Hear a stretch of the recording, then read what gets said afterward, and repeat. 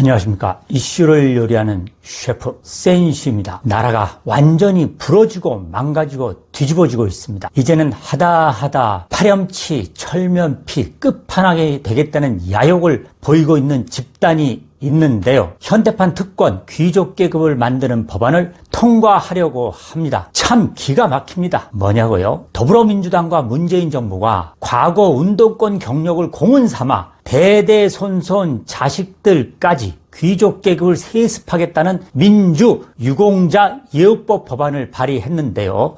사회의 공정한 질서를 완전히 무너뜨리고 운동권 특권을 법제화하겠다는 목적입니다.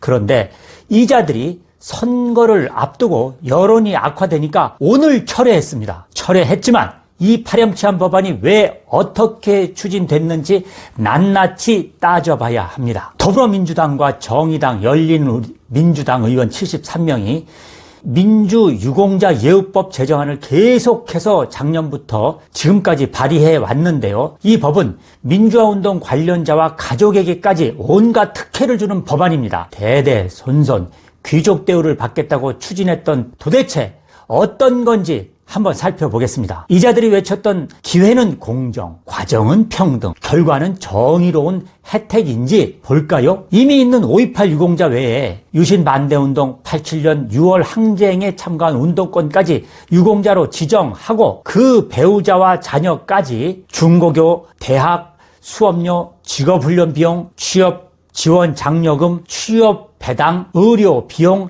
양육, 대부 지원을 하는 내용입니다. 게다가 주택 구입, 신축, 개량, 임차 등과 관련한 대출도 최대 만기 20년 분할 상환 저금리 대출까지 가능합니다. 풀 서비스입니다. 이자들이 귀족처럼 어떤 특혜를 누릴지 구체적으로 정해놓은 걸 들어보셨죠? 이게 끝이 아닙니다. 계속 볼까요? 농토 구입 대부, 생활안정 대부도 지원하게 했고 국가보훈처장이 주택을 지어 대부 대상자들에게 분양, 임대도 할 수 있도록 했으며 국가의 의료 지원과 양육, 양로, 요양 지원까지 모두 포함됩니다. 이게 도대체 뭔가요? 서른 의원이라는 자가 추진한 법안은 민주화운동 부상자, 사망자, 행방불명자만이 아니라 민주화운동을 이유로 유죄 판결, 해직, 퇴학 처분까지 소위 민주화운동 희생자라고 해서